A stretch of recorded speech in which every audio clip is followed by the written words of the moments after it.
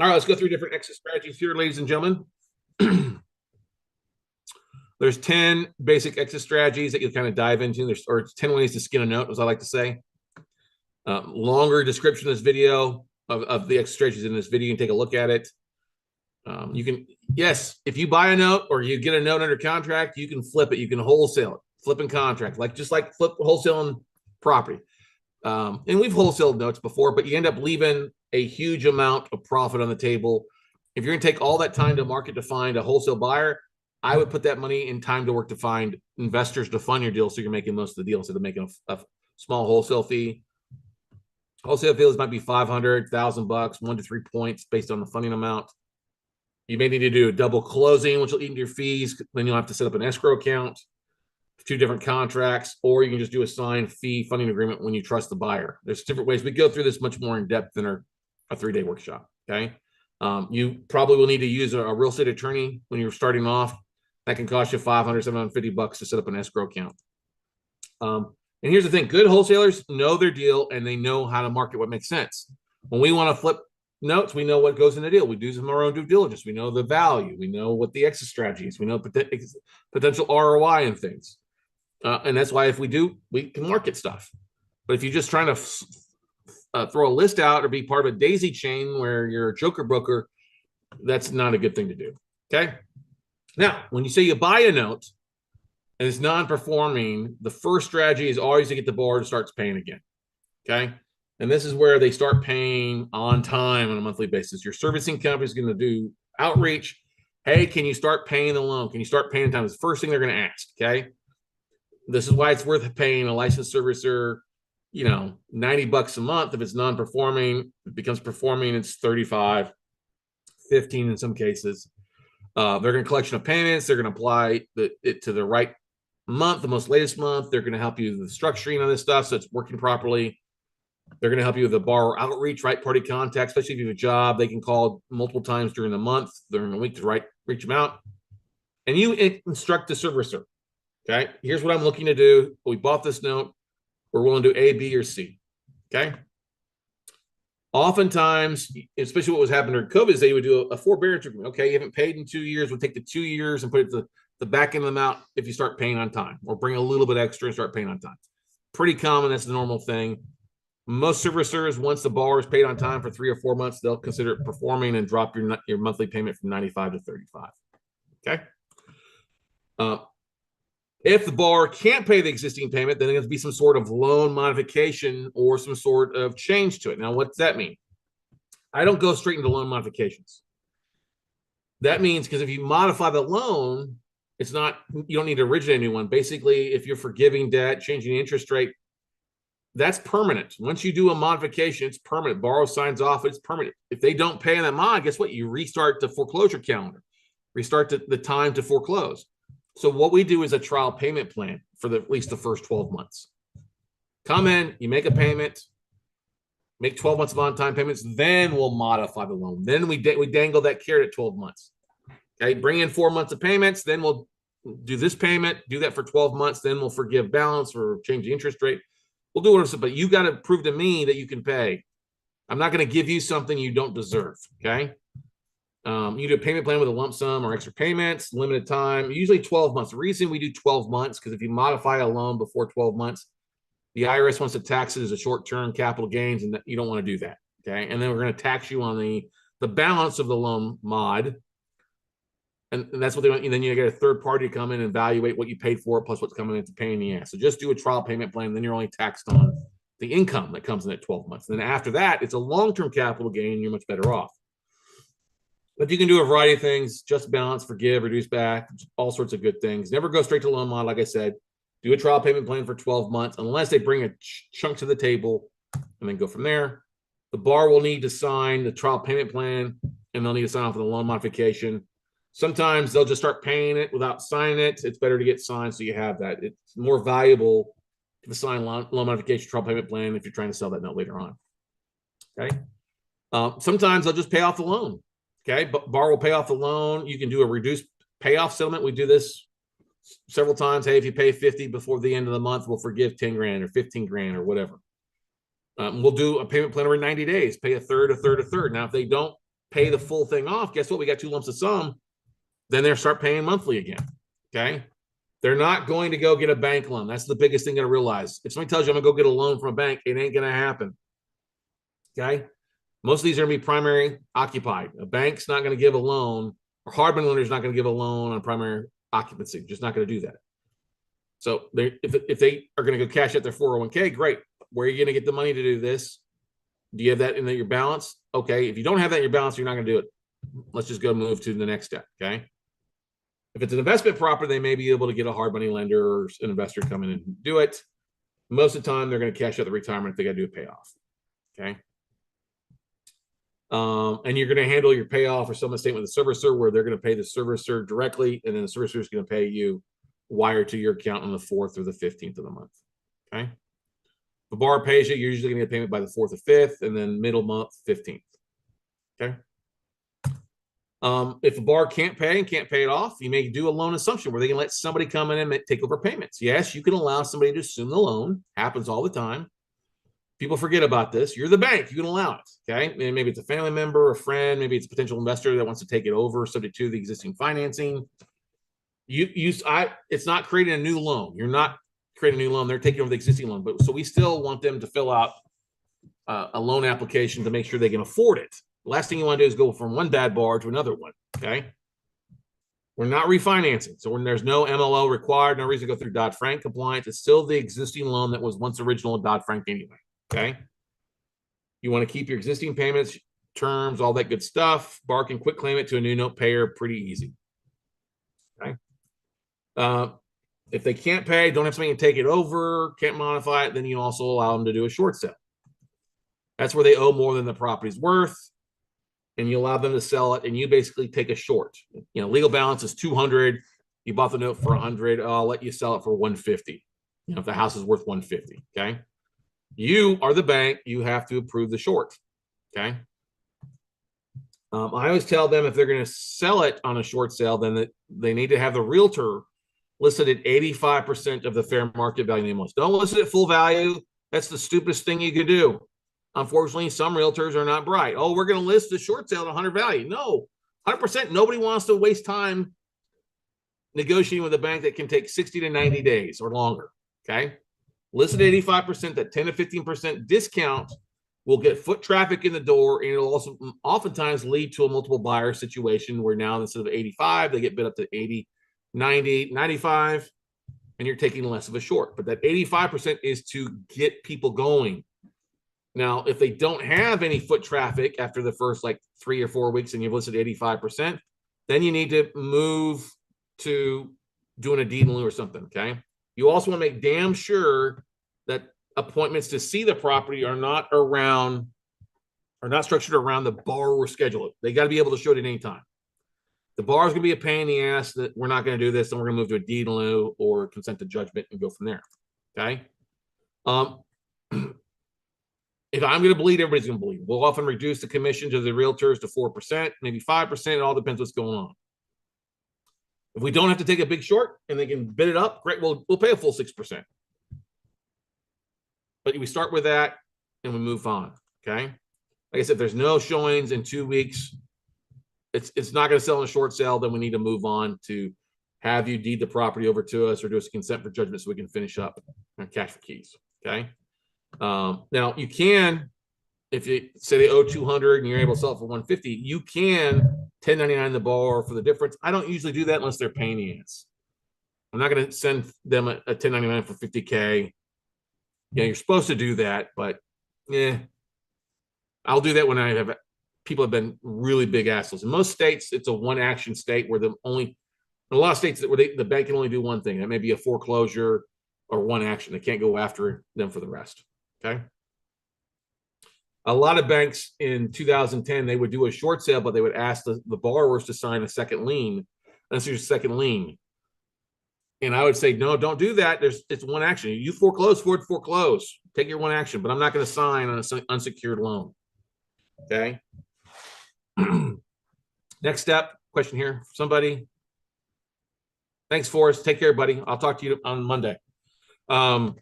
Next step is if the borrower can't pay, don't have somebody to buy the property, can't modify it, then it's doing a deed in lieu, or we call it a friendly foreclosure, like cash for keys.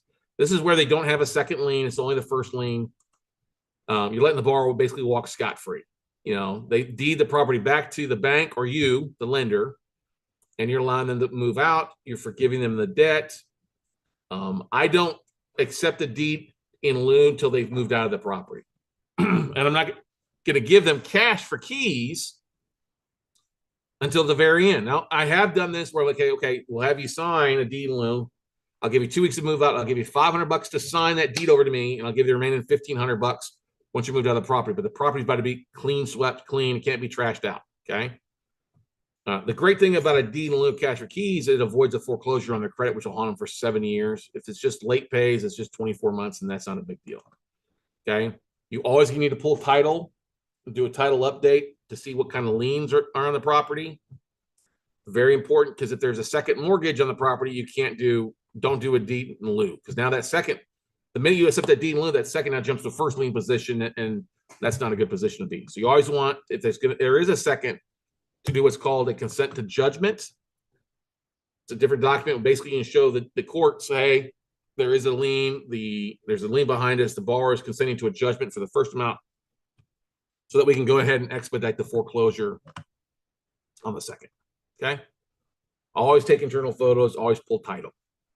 Okay. If there's a borrower who's willing to do this. Okay. Of course, you can always sell the asset to another investor. If you've bought the note, done some workout on it, figured it out, and you don't want to go through the long foreclosure process, maybe just sell the note to another investor. This happens. You've created value in this deal by knowing which way the exit will or will not go. Okay.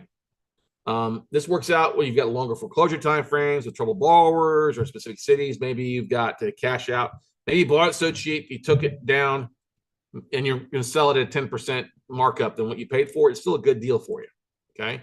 Many of these funds that have notes available for sale, that's what they do. They buy it in bulk at 30, 40, 50 cents a dollar.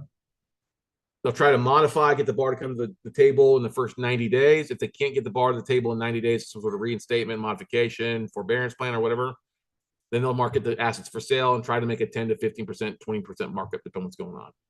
Because if they make 10% in 6 months, guess what? That's a 20% annualized return. It's pretty good. If they make 30% in 6 months, that's 60% annualized return. Okay. We'll market to local investors through our Facebook group, through LinkedIn, through other places. I don't usually will post. I won't post them to platforms like PaperStack, because it gets a lot of hits, but not a lot of closings. Okay. For somebody that supposedly has a big email list, they do a shitty job at marketing assets. Okay.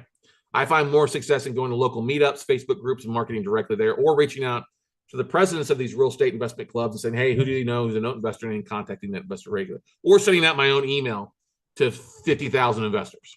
Okay. Maybe market as a handyman special if it needs work, if it's vacant. There's some other things you do.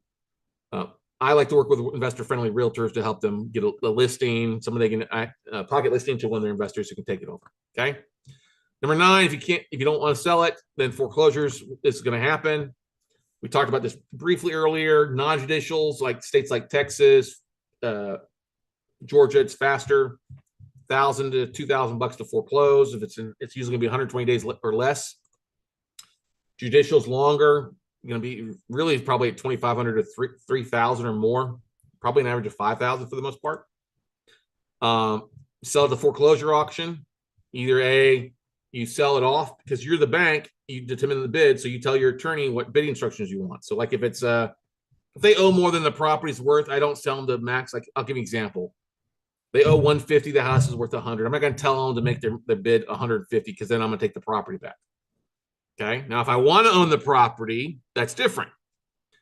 If I bought it at 60 grand, I'm going to tell them, hey, start the bidding at 75, 80, and have it go up from there and see if we can't sell it. Because then I can make my 20, 25K, not have to do any work, let somebody else do the rehab, remarketing aspect of it. But my maximum bid can only be what I owe. So if there's a lot of equity, then I would say, hey, they owe 150, if the house is worth 200, then I would say my maximum bid is the 150. Okay. Your attorney, you work with your attorney, talk about that, get a realtor to pull comps, as is value, stuff like that. If you don't sell it at the auction, guess what? You just took it back and now you own it as an REO. Now then you'll have to finish the eviction, the rehab, and go that route. And it can be valuable. It may take a little time, but The foreclosure is going to basically wipe out everything except property taxes. It will wipe out a lot of the HOA fees too. In specific states, there are some things when you buy the note and foreclose, and then when you sell the asset, you've got to pay the HOA usually 1% of the original sales price back when it was purchased. Okay. If you take it back, make sure you slap a lien on the property for the amount that your investor gave you. After the foreclosure, it's now an REO. There's no liens on it. Go slap a lien on it to protect your investment and your equity. There are fraudulent companies out there that will go slap fraudulent liens on vacant foreclosures just to hope that you pay them off instead of waiting the 90 days to wipe it out. Okay. Once you've bought these notes, got them back on track, get the borrower paying for a period of time, you can sell the note as a reperforming note. It's now a performing note. If you got some down payment and the borrower's making 6 to 12 months of payments, you really need a third-party servicer who's collected the payments who can show that independently. I wouldn't just do bank statements or canceled checks or stuff that's just not efficient, not smart in 21st century. I get it. We deal with some people that are not financially savvy where all they have is a money order, have them mail it into the servicing company, and the servicing company can send you the payment history. You can only, if you've modified the loan or they're doing a forbearance agreement, you can't sell off that short-term payment. Sell it off. You have to sell it off the underlying P&I payment of what the payment is. Okay. And often I can sell it where it's going to be at an 8 to 15% yield, depending on what it is. It may be at 80, 95% of UPB, usually not off the legal balance. Okay. Number 11 is bankruptcy loans. I wanted to create a separate category for those. If the loan's in bankruptcy, it has some benefits. You have now a bankruptcy attorney to talk to, which is good. Servicer can help with you. Now you need to hire a separate bankruptcy attorney to reach out on your behalf. But guess what? You've got an attorney to talk to. BK Chapter 13s, those are going to turn into basically loan modification agreements. It's a restructuring of their debt. Sometimes we've bought loans that were in BK Chapter 13. There's already a chunk of cash sitting at the trustee that we just need to claim. There's already a payment plan in place. But, you're going to look at pacer.gov to pull the BK report because every borrower that files bankruptcy has to file this 9-page report, which discloses everything that's underneath the kimono, their values, what they owe, income, all that good stuff. If they come up with a game plan, it's usually going to be over 60 months or 5 years. You can approve that payment plan or decline. Like if their normal payment's $800, they come only want $50. Well, no, we're not going to accept that. They can have the mortgage discharged or kicked out of foreclosure. Okay. But there's a lot of people that like bankruptcy Chapter 13 loans because it basically is a 5-year loan mod. If it is a bad loan, payment plan, kill it. If they don't fall through the payment plan, you can have it discharged and then finish the foreclosure process. Okay. Chapter 7s if it's discharged, then you just pick up the foreclosure process where you left off. Remember, you can suspend the foreclosure process while you're going through this or workouts. Okay, suspend it. Don't cancel it. The only way you would cancel it is if they reinstated or they started a payment plan or they did some sort of modification and you agree to it. And then it stops the foreclosure process and go from there. Now, here's the thing. If you modify it, they make a few months of payments. Once you modify it, they stop paying again. You got to wait the 90 days to start it all over. Okay. Chapter 7 is basically it's a liquidation. No, they don't get to stay in the house. No, it's not wiped free. That debt is still payable. So most of the time it's going to be a foreclosure. Sometimes it's going to be a deed in lieu. Most of the time, we'll just finish the foreclosure. Okay. If the borrower's the family doesn't keep the house, no, the debt doesn't get wiped out by Chapter 7. Okay. It's basically, hey, we're going to forgive you, deed the property over and walk away. Okay. They won't comply, then you foreclose and go from there. Okay. Questions about that before moving to session 11?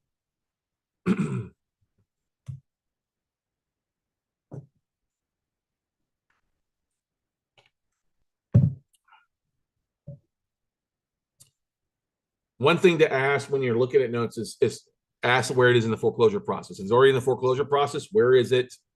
The attorney should be able to provide some sort of insight to the seller or the lender, whoever has it right now, but where it is, estimated foreclosure dates, what's going on with the deal. Okay.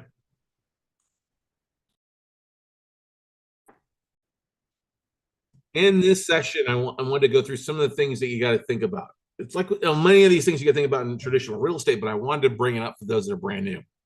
All right. And are you going to have to consider every one of these and everything? No, but it's good to know what to ask for. And I tried to do kind of a brain dump for you. All right. Things to consider before buying. Okay. You're going to ask when you're bidding on a note, in going through due diligence process, you're going to ask for the servicing notes. What's the conversation the servicer is having internally? You're going to ask for the payment history, full payment history, start to finish. You're going to pull market values, whether either have a realtor pull comps, or you're going to pay for a broker price opinion for 50 to 100 bucks to give you an idea of value. You're going to look at days on market. We all know days on market have expanded. If it gets beyond 180 days, average days on market, don't do the deal or discount the deal. Okay. Repairs needed are always going to be difficult. If it's occupied, you know you're going to need paint and carpet or updating. Okay. If it's been vacant, you're probably going to need a whole lot more than that. And overestimate your repairs. Don't go skimping on this. Okay. Things are getting more expensive. Keep that in mind. It's probably why you want to avoid doing rehabs as best you can. Look at the foreclosure time frame. What's going on? Like in Florida, many of the times you've got to go into forced arbitration with a borrower if they're there. And that can delay things another 90 days. So count on, if it's 30 days, count it to take 60 or 90 days. If you say it's 90 days, count it to take 6 months. Things will get delayed and things will happen. Okay. Look at the neighborhood variable. Is it a good neighborhood? Is it in a crack house area? Like I was looking at this one in Minnesota. Well, I found out that you can only, if you're going to go fish it, you can only catch one fish on the lake, or that the local Indian tribes are trying to claim back the real estate around the lake. That's can be a neighborhood variable. It can be kind of scary. Look at zoning violations or issues, like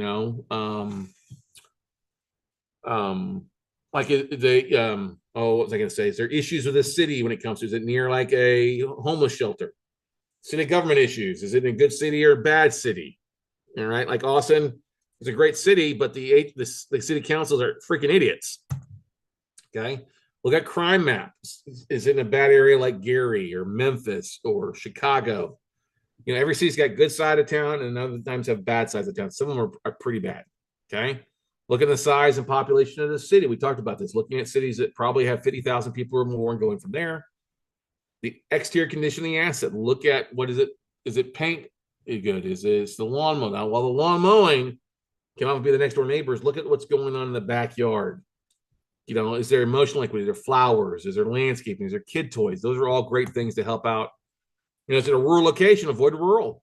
Just even if it's on the outskirts, if it's in a city, it's 50,000, but it's way on the outskirts of town, it might be too rural for you. Hard to get somebody out there to take a look at it. Local colleges. I like buying in cities that have local colleges, no matter the size of the college. That means it could potentially be a rental if you're within a couple miles of the college. It's an alternate exit strategy for you if you can't sell it. Does your asset meet your strategy? Is it going to meet the first strategy of cash flowing if they start performing again or reperforming? Of course, when it doesn't, if they won't perform, and if you can get a deed in lieu, that's a bigger check, or selling it off as an REO, that's a bigger check. Now, if you're looking to grow your assets, that's a third thing in line. Is it going to make sense to hold this property as a rental portfolio? Do you want to do a new note origination where you owner finance the house? I would not do that. That's just not my favorite thing. Can you do it? Yes, but it's going to tie up that equity for a while. Most people don't. They love the idea of owner financing the house. They don't realize it's a death trap if they ever have to sell the asset. Okay. Avoid weird assets and unfinished projects. Does the asset have three profitable solutions? Does it make sense if they start paying on time? Does it make sense to do a deed in lieu? Does it make sense if we foreclose and take the asset back? Now, like if it's a vacant asset, well, guess what? That reperforming asset doesn't make any sense. Like if it's a reverse mortgage borrower, then you're basically, the one strategy then is just to foreclose. And so you have to be prepared for that exit strategy. Okay. If it's an occupied asset, it's got to have a profitable ROI. It's a reperforming. Like I say, deed in lieu, cash for keys, that's a must. Foreclosure REO, so this is definitely a must. That's my worst case. I don't want to do a rental. I don't want a new note original sale. I mean, I've been there, done that. Just don't want to deal with it. Create another job for me. Okay. Has the legal started? Ask to speak to the attorney or get a legal update exactly where they're at. Review the servicing notes, the collateral file for hardship letters and background of the bar. There's so much stuff in the collateral files and servicing notes that just blows away. If it's a bankruptcy filing, check BK with pacer.gov. Review the state statute of limitations. Some states have a shorter limitation when it comes to what you can charge as far as back payments. So like if a borrower hasn't paid in 10 years and the state only has a 4-year statute of limitations, guess what? The 6 years, the oldest, you can't go after that interest. You can go after the most recent 4 years. Is it a safe harbor state like Florida, Colorado, Nevada, where if you foreclose, the HOA is only going to be due a percentage of the back fees or a percentage of the sales price? You know, in Florida, there's safe harbor where the HOA is only going to get paid, or the condo association will get paid 1% of the original sales price. So if it's sold originally for $500,000 back 5 years ago, you're only going to have to pay the HOA $5,000, not the $30,000 they're due or anything like that. Another thing in Florida, make sure there's not any special assessments that are going to be due while you're owning the asset. Some of these high-rise condos are having 20, 30, 40, 100 grand special assessments to update the buildings, and that can be pretty pricey. All right, let's dive into due diligence.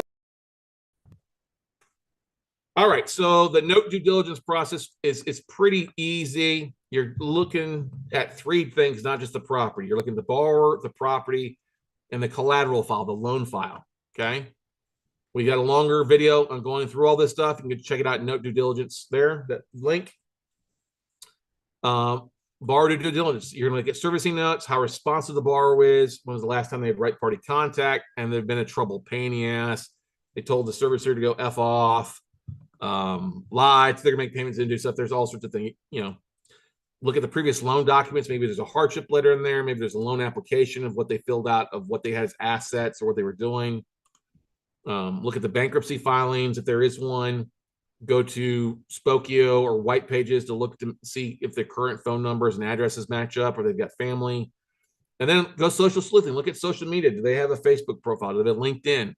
What are they posting? I found amazing, interesting things about our borrowers who post there. Good things and bad things. Okay. And part of it is looking online. Do they have other family members? Do they have other things? Do they own a business? Who do they work for? Can you find that information online? Okay. And like what we used to do with COVID, if somebody said they couldn't pay because they were laid off, well, who's their past or present employer? And we call. Are they laid off? Are you in business? What's going on? The property, pretty simple, but a little bit different. Look at your values on the front end side. You're only going to use online values on the up front side. Then when you make a bid, if your bid's accepted, then you go to paying for due diligence like a BPO. Okay. You're going to look at as is value and take a 30-day quick sale price from your comps. Okay. If days on market is 6 months, you can't take the 30-day quick sale price as value. It's got to be the 6-month value because that's what it is. Okay.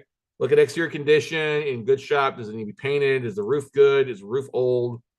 What's going on in the market conditions? Are things slowing down like that we see right now? Always, always, always put eyes on the asset for funding. If it's a vacant, peek in the windows. Okay. So important to do that.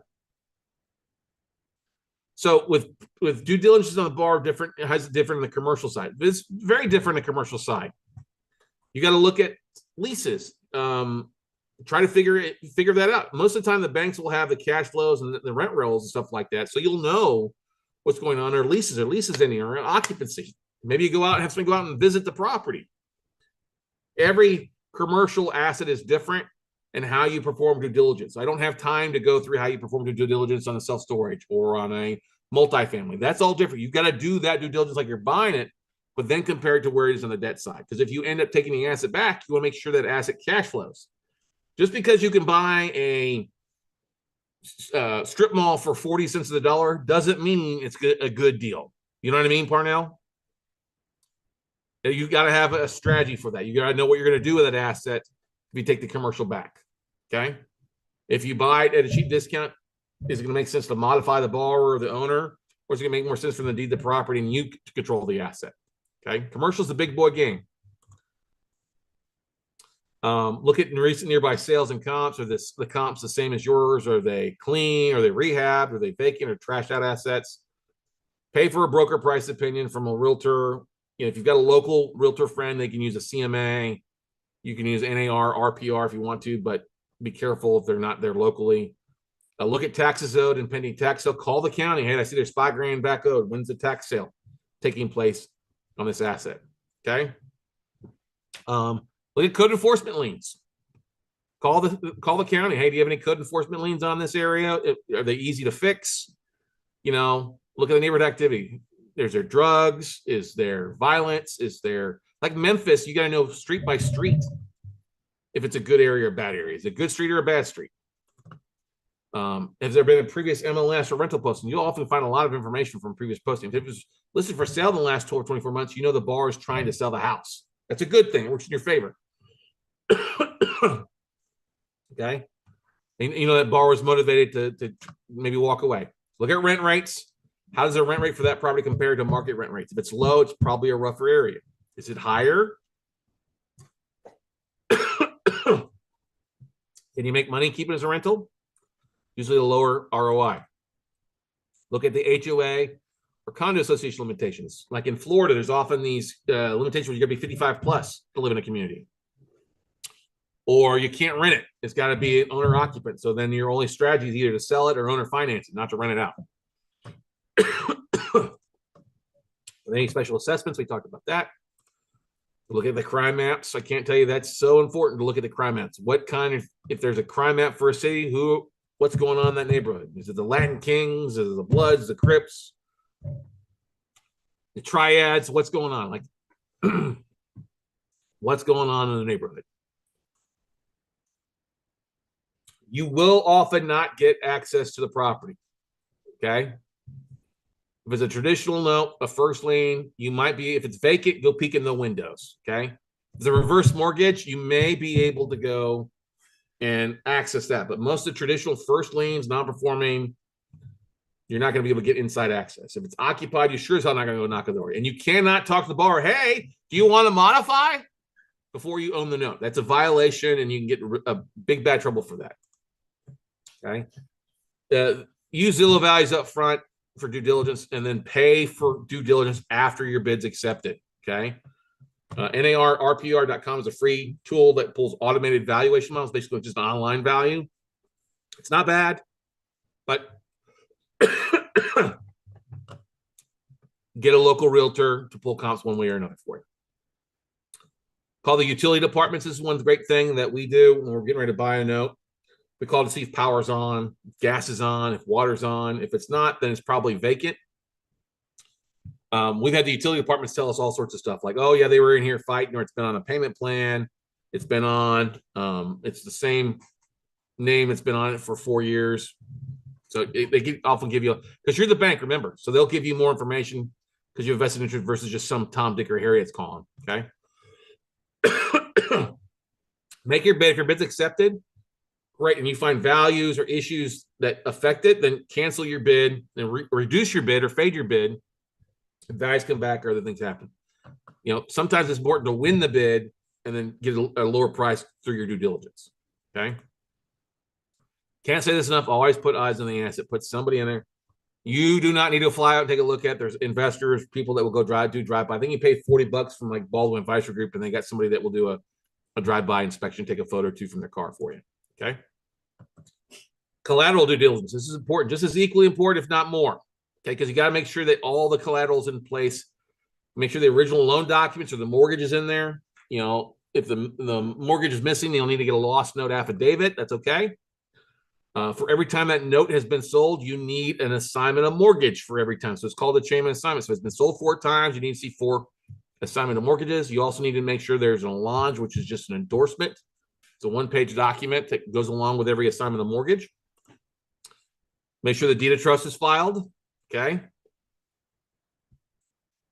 Like what happened, maybe you heard what was going on with Graceland. You know, Elvis's home. Somebody was trying to foreclose for $3 million, but there was never a lien filed. They were just trying to fraudulently foreclose, and there was never a lien filed at the county. So the district attorney and the secretary, attorney general got involved, and they realized this was a fraudulent foreclosure against Graceland, and were able to get it kicked out. Okay. Look at a previous appraisal. It can kind of, that'll be in the collateral files. You maybe it'll see information on there, how the property set up and what it looks like to make sure it's the right property that your realtor is looking at. Send you photos. Okay. Look at the loan application. If they're in there, we call that 1003. Sometimes they're in there, sometimes they're not. Okay. And you're always going to get a soft collateral file. A soft collateral file means it's a file. It's a loan file. Be like an email, not the actual hard thing. Like this is the hard thing. This is a collateral file. Okay. It's on one note. It can be thick, it can be thicker, it can be thinner. Okay. You don't get that hard file after you've closed. So everything's to be online. Look at it. Take some time. Go through, read through it, evaluate, make a list of what documents are there. It might make sense at you first to have a professional look at your collateral file, make sure everything's there until you get comfortable going through it. I can go through a collateral file, say, okay, this is there, this is there, this is there. Boom. 5-10 minutes, I'm good to go. Others, the first time you look at it, you're gonna like, what the hell am I looking at? That's okay. It's normal. Questions? Moving on. One thing to keep in mind, guys, is that we did a special due diligence one-day masterclass that is included with the 3-day course. It's also included with the monthly membership you can go to. So we spent a whole like 4 to 5 hours going through every document in a loan file so you can kind of see what we're talking about when it comes to it. Okay. Team of vendors, you got to put a team. It's not a lone wolf. This is not a one-man marching or one-woman marching band. In note investing, you have a team, and this is one thing that works in your favor. You do not have to be the expert. Ladies and gentlemen, when you're talking to investors, like, listen, I have attorneys that do these. I have servicing companies that are servicing it. It's not me going out collecting and foreclosing. It's not me going out and rehabbing. I got a team of vendors in place to help you out, and they've got the experience, okay? You got a coach and helping you. You're going to need servicing company, maybe 1 or 2 or 3, depending on where you're buying it. You're going to need attorneys, okay? Madison, Allied, Covey Finn is pretty good. That's in servicing. You need a title company or title rep to pull O&E reports. We use Baldwin Advisory Group. You can also use Pro Title USA if you want to. I like Baldwin Advisory Group. Do a better job, right? In pulling the title reports, see what's on title. You don't need a title company to close. You need somebody to pull title for you, okay?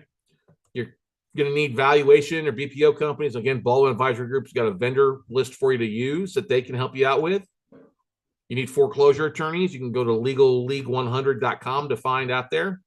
Most of your servicing companies are going to have a list of vendors that they use to foreclose. You can use those attorneys or get somebody a referral from somebody else and then have them contact the servicing company to be on their trusted list of advisors, okay? If you're buying on a regular basis, you probably need to hire a special servicing company, especially if you're buying non-performing. These can be like your SEAL Team 6, where they go in there much more aggressive in 90 days of reaching out to the borrower. This is going to cost a little bit more, probably another $500 to get a resolution on your non-performing note. And they may also charge a la carte fees based on the success. It's good to have. There's a few other. Singer Law Group is no longer doing it. He's moved on just recently on to working. He closed his law offices, is moved on and working with a bank again. But there are some aggressive loan workout companies. Depending on where you're at, let me know. I'll be glad to refer you to a couple more. Okay. Also, you're going to need somebody to review collateral in a storage company for your collateral files. The more you get, all right. Now, most people will put it with their, gun safe or a safe, or they'll put it in a, safety deposit box to store your files. You need to do that. So make sure that the cat doesn't piss on it or the dog chew it up or your kid decide that the loan paperwork is great coloring paper. Okay. You need that to foreclose. So store it with a company. Our buddy Joel Markovitz out of California does a lot of collateral review. He'll look at it for you, tell you what's missing. The CSC out of Dallas will review it. Richmond Monroe will review it and fix it. They can also store it for you per month. Most of your servicing companies will store your collateral files for if you want. I don't necessarily recommend that. I've had too many of them get lost or misplaced.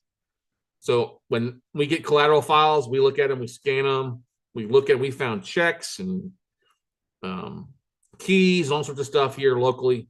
Once we look at them and scan them, then we save that new scan as a new collateral file. And then we put it in a storage unit up on the 5th floor. So it's, waterproof, fireproof in a lot of cases. You're going to need realtors, local, realtor.com. Baldwin Advisory Group's got a list of realtors you can use. ActiveRain.com is something that's been around. I don't even know if it's still around still, but we've used it in the past to find realtors. But Baldwin has a realtor network to use in a lot of cases. Okay. You're going to need insurance companies. Ross Diversified, National REI Group, U.S. Risk is another company you can use for insurance, for forced place insurance. You need property preservation companies, especially with the cold states where they can go in and turn the water off and make sure that you don't end up with an indoor ice skating rink. Okay. Baldwin Advisor Group's got a bunch of these as well too. We just like Baldwin because it's a one-stop shop for the most part. And you can always go to baldwinadvisorgroup.com. Dickie's done a great job with this. He's been around, I don't know, about 8 years now, 7, 8 years. We helped him launch a few years back and does a great job providing his services, network of professionals. Go to Baldwin Advisor Group if you need to order BPO, O&E. That's usually the first thing you guys are going to order in pulling values and title work, and it's easy to do it. And he'll give you a discount off your first order with him if you mention me. Okay. Quick question.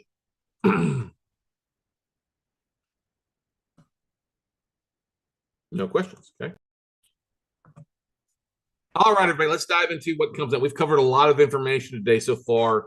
And like I said before, when you start learning the note business, it's going to take you a while. You're not going to learn everything in one spot. There's always a next step to your education process. And that's what I wanted to share with you is that what comes next for you. Most of you are going to watch this, be like, hey, I want to dive into it, but what do I need to do now? What do I need to do next? Well, the next thing that most people do is they sign up for our 3-day workshop by going to notebuyingfordummies.com, HTTP, notebuyingfordummies.com. You can leave the S off the HTTP. It actually goes faster for some reason. And you get signed up there. But there's a special discount for you guys. I'll post that in the link there. Click on it. This is our 3-day workshop. We've been teaching this since 2010. It's always different because there's always new things going on in the market.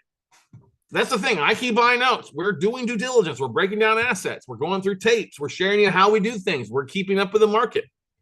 Okay? We are always buying. Not everybody is always buying. All right? It's 3 full days of content. We start usually Friday, 9 to 5, Saturday, 9 to 5, Sunday, 9 to 3. We'll take about an hour break on Friday, Saturday. Sunday, no lunch break, except for about 20 minutes. But we know that you can only absorb, your mind can only absorb what your ass can withstand. Okay? This is the thing that's made us the #1 education spot for non-performing note buyers. Okay? Question here from somebody. So due diligence, about $500. I probably spend less than that because we have so many systems in place. But when you start off, you're probably going to spend $500 for due diligence. You're going to spend, I don't know, $150 for a BPO and probably $100 for O&E report and then other miscellaneous things along the way. If you're going to have somebody review it, store it, yes, so $500 per asset. Okay. But one of the things that we show you there are some of the systems in place to help you find things. We actually go through deals in our 3-day workshop. It's all about finding the deals. Saturday 2 is, day 2 is all about the funding deals. That means looking at the asset, determining what's going on. And Sunday is the due diligence and breaking down, going through the tape, finding the deals to make offers on that make sense, and really separating the deals from the dud. Okay, just because you get 400 notes in doesn't mean all 400 of them are deals. There might only be 10 or 20 on there that are deals for you. There might be none on there. There might be 100. It all depends on what you see, and that's why we dive into that so much. Okay, we throw in some bonuses. Like our next class is June 21 to the 23rd, so it's literally in 3 weeks from that, 2 weeks from today.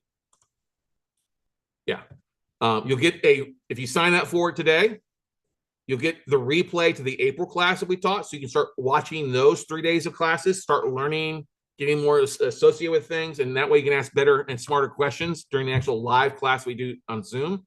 Replay is $299 value. We also host a 4-week implementation call. That's right. On Wednesdays or Thursday after the class for 4 weeks, we will do coaching. We'll walk you through getting started, getting the ball rolling. You'll see what's involved and we'll help hold your hand because let's face it, you go through a 3-day class, you're going to be bombarded with all these things. You're going to know what the hell to implement when you get out of there. We want you to be more successful. So we have a 4-week group coaching on Wednesday, Thursday nights. It's recorded. I mean, it's live, but we record it in case you can't make it. You can go back and watch. Laughlin Associates are going to throw in their entity secrets class. It's a $99 value for you to go and watch a couple of videos on their structuring and entities. We'll also give you the wholesaling and calling banks classes from March. You'll get that included as well. We'll throw in the due diligence class as well. We'll give you our 20 by 20 how to find and fund video training series that we went through, 20 ways to find deals, 20 ways to find funding. That's a really valuable series. That's $599 value. We'll also give you a VIP ticket to our mid-year note convention called Note Camp. That's usually $399. It's a VIP ticket. That's going to be usually 3.5 days of content with about 30 to 40 speakers. It's our online note convention live. not recorded, but live speaker sessions with experts, vendors, all sorts of people in the industry. You also get to bring your spouse or business partner at no additional cost. They ain't got to buy an extra ticket or charge extra. It's included. Okay. And then we'll also bring on usually 1 or 2 exclusive tools for you guys to bid on too during the class. So it gives you a chance to actually implement what you learn, make some offers, and get the ball rolling. Okay. That's over $2,500 in bonuses. That's thrown in for free. Normally our class is $997. We like to make it stupid, simple for you to understand that this is where you want to be.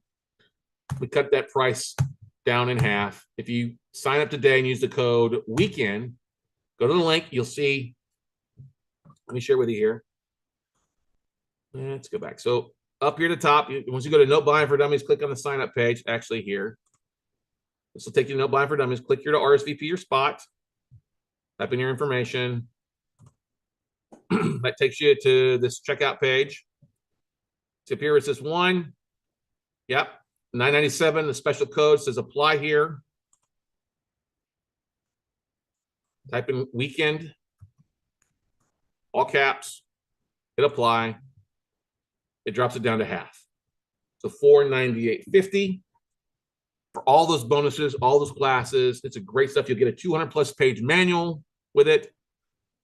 You have me available to help you out with calls. Okay. A 4-hour calling banks, a 5-hour wholesaling class, a 5-hour due diligence class. There's a lot of great things there for you. Help you raising capital, help you show you how to go find deals for when you're looking for. I mean, literally, it's intense. It's everything you need, basically a business in a box to get rock and rolling. And like I said, the 4 weeks implementation fall is helping you implement more and take your business to the next level. All right, everybody. We believe in this. We love it. We also have a no nonsense, no bullshit money back guarantee. You sign up for the class, and at the end of the first day, you don't like it. You're like, this is crap. Don't want to do it. I will refund your money back. No questions asked. Okay. That's right. If you take the first day of class, like this is not what I like, or you sign up and you watch the replay, like I don't like this, that's fine. We'll refund your money back. No questions asked. Okay. We believe, we know we do a better job than anybody else in helping you with non-performing notes. Now look, anybody can collect on a performing notes. Performing notes are damn easy to do. Servicing company, go from there. But guess what? What the hell do you do when the shit hits the fan? What happens when they become non-performing? What happens when borrower stops paying? Then you need to know what to do. Okay, that's why it's important right now, because we've never seen. It's never been a better time to be a note investor. Maybe back in 2010 was pretty good to 2014, but we're seeing things happen again.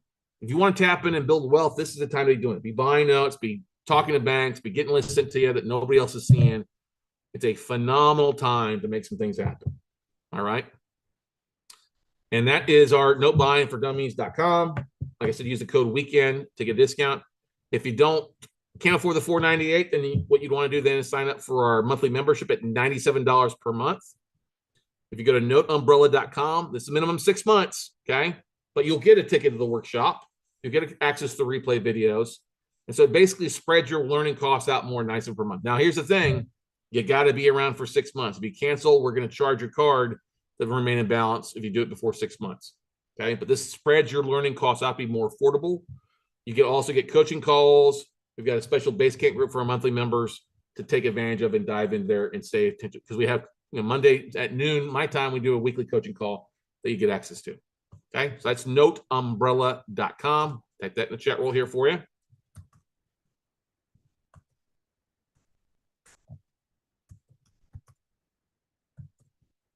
And that's just $97 per month. And some people, that's what they want to do, and they want to upgrade later on. Now, others thing, if you really are serious about wanting to do this and you want somebody to teach you how to do this and do it in a fast track method, then you definitely want to check out our note coaching or one of my note coaching programs. This is basically a 6-month program to help you really kick ass and take names and show you what's involved with it. Once you've gone through our 3-day workshop, and we'll actually credit what you pay in the workshop towards this, you get 8 weeks of coaching calls with yours truly. We'll meet morning, noon, or afternoon. That works best for you. Sometimes on the weekends. That's 8 to 10 weeks of helping you focus on getting deals done and getting funding going. We'll get you making offers ASAP. All right. Every one of our students has made offers within the first 30 days. Now, I take that back. One didn't because they weren't ready to. They were like, oh, I'm going out of town. I can't make an offer. That's fine. But we want you closing deals. Okay, so we're going to get you helping you make your offers. You got 8 weeks of coaching calls. We're going to give you a list of asset managers. We're going to give you your top 12 hedge fund managers to contact in. We're going to help you with raising private capital. We're going to help you set up your pitch deck. It's all live via Zoom, so you don't have to jump on a plane immediately. Those 8 weeks of coaching calls, helping you get deals closed, helping you make offers, me looking through deals, bringing deals to you to make offers on. After those 8 weeks of coaching calls, then you spend 2 days with me here in Austin. You fly in, spend 2 days here in Austin. Sometimes we'll fly out, depends on where you're located. And then that's the whole goal, is to help you make your money back on this. After that, in 90 days, usually after that, we'll do a 6-month follow-up call. Sometimes it's faster, sometimes it's slower. A full day Zoom of whatever you need help with and going through. Most people are contacting me still. You get weekly calls. They can schedule a call with me at talkwithscottcarson.com. Hey, I'm looking at a bid. Can you help me out with it? I mean, we're here. We say it's a 6-month program, but really it's a year-long plus program. We've still got people we coached 2 years ago that reach out to me about once a quarter. Hey, do you mind taking a look at this asset? Now, yes, this is a bit more of an investment, okay, because you get yours truly, not some employee, me working with you. And I only can do a limited number of these, okay? We don't do 20 of these a month, okay? What we do is try to bring on 1 or 2 people a month. We've actually got 3 spots available for us to do right now, okay? 3 new spots available because we've had 3 people graduate. 3 people are closing deals. They've made their money back on us. Now, it's a little bit more expensive, but we do have payment plans to help you fit your budget. Our cost for our one-on-one coaching for the 6-month plus program is $25,000, okay? I know it's been an investment, but our goal is to help you make that back with your first deal, okay? Now, if you want to do a pay in full in 30 days, we'll honor that and give you a $5,000 discount if you can pay in full in 30 days. We'll knock $5,000 off, pay $20,000 in 30 days. You're good to go, okay? Can't pay it off in 30 days, then we can structure payments for you. A payment plan, bring something down, and we'll charge you monthly. We've got people that are paying over 6 months, okay? They brought, what they bring, $8,000 down or $9,000 down. They paid $2,000 for 6 months and one final lump sum payment. But what they did with that lump sum payment was that they closed on a deal, paid off their coaching. Okay. Our goal is to help set this stuff up so you're making monthly cash flow going on.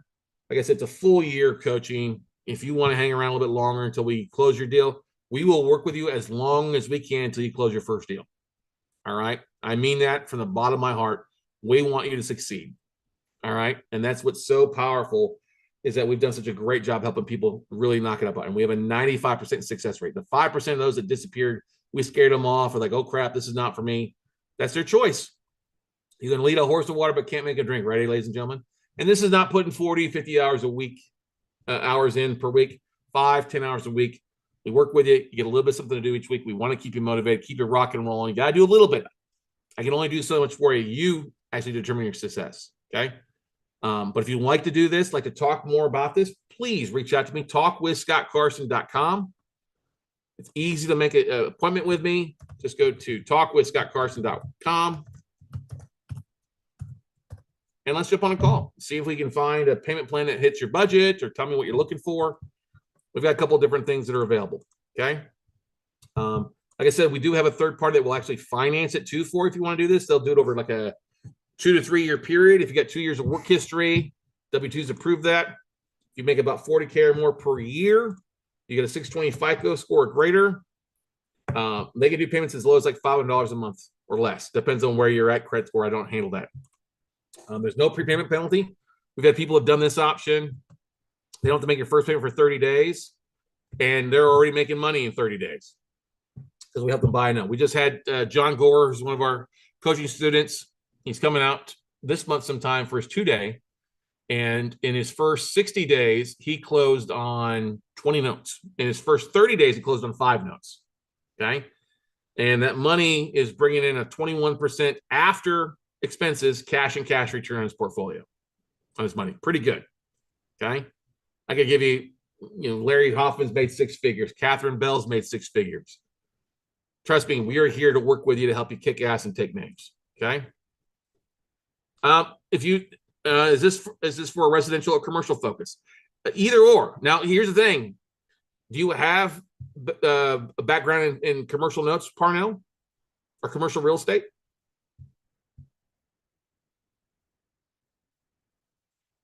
This is primarily for the residential side.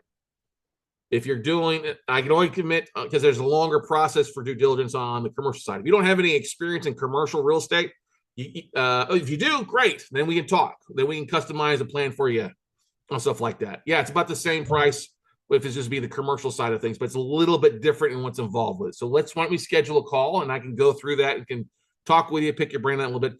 This is for the residential. That's where most people start. Then they move into the commercial. If you want to just go straight on the commercial side, then let's talk.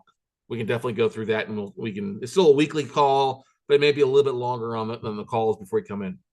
But we've got a plan for you as well. But most people want to start from the residential. That's fine. We can do that for you.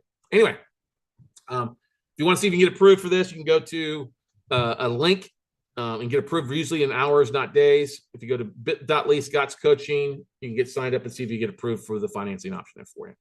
Or in some cases, you've got some experience. This might be a better fit for you too, Parnell, where you just need a one-day thing with me because you've got some experience. Come and spend a day with me here in Austin, Texas, a little bit of work beforehand. We've had people take me up on this. This is $10K just for a VIP day. We focus from basically 9 to 6 on what you want to focus on. If it's commercial notes and you already feel good with the other things, we'll dive in just showing you get deals. You need help with just raising capital.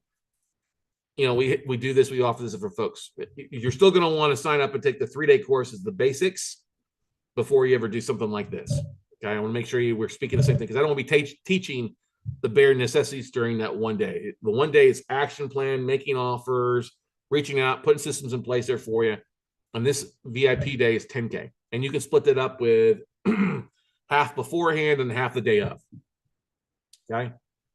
But no, we don't do monthly payments on a VIP day. All right, just don't do that. It's got to be paid in full, either at the event, half up front to secure it, and then the other half when you arrive.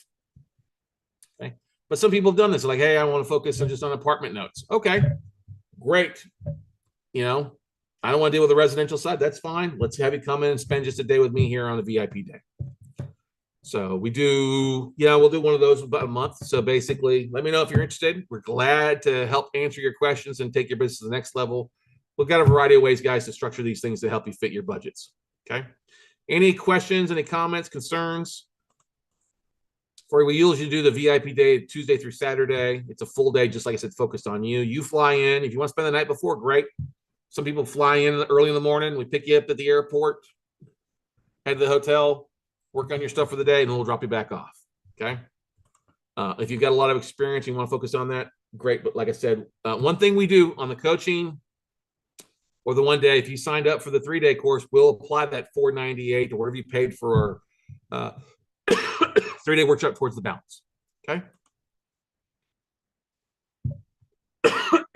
What happens if the borrower pays off early on a performing note as far as the yield return? It means you go through the roof. The borrower pays off early. That's a good thing. That's always a good thing. They refinance you out, yield goes through the roof. Good stuff. All right. Anyway, any other questions, comments? If you guys want to talk more, talk with scottcarson.com.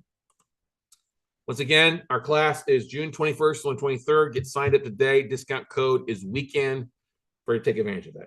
Any other questions, comments, concerns before we let you go for the rest of your Saturday or the rest of your Sunday if you're watching the replay?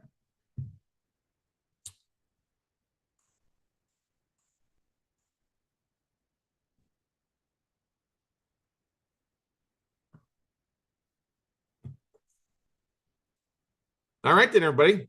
We'll see it breaking down the tape for our 3-day workshop. Takes too long. All right. Thank you so much for joining me here today on Note Weekend. We hope you found this valuable.